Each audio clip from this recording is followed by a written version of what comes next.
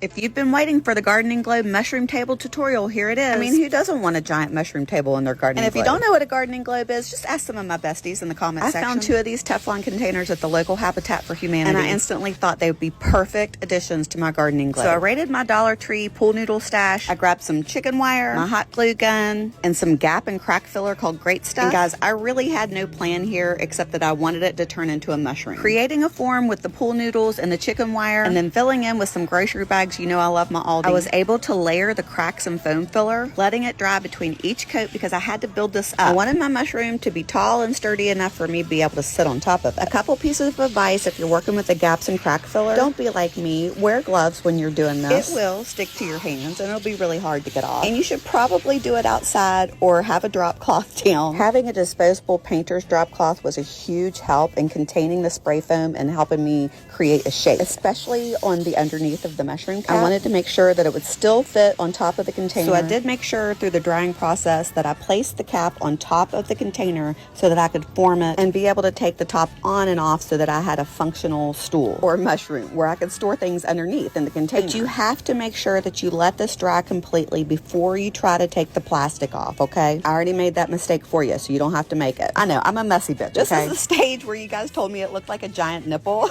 And the bottom of the stool, which I didn't film. I'm so sorry. But it turned out great. And here's what I did with the paint job after the giant nipple or areola situation. I'll show you the colors at the end that I used. I used Rust-Oleum paint, and then I used the gaps and crack filler to make teeny tiny dots. You guys said it needed spots, so I pre-sprayed all the spots before I put them on. And this is probably the most unhinged crafting tutorial you've ever watched.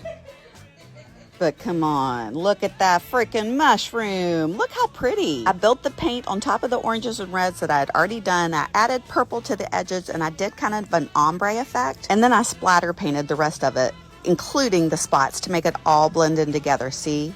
Look how pretty that is. And now she's perfect. My little mushroom table, I can climb right on top of her. I have storage underneath. Look at those gills, how good they turned out. I used styrofoam envelopes and gap filler. And look, this is at night. I put some solar lights on it. And we are vibing Alice in Wonderland style. These are the paint colors that I used by Rust-Oleum. I love them. Grab your screenshot. Go make yourself a mushroom table for your gardening globe. And if you don't have a gardening globe yet, well, what are you even doing?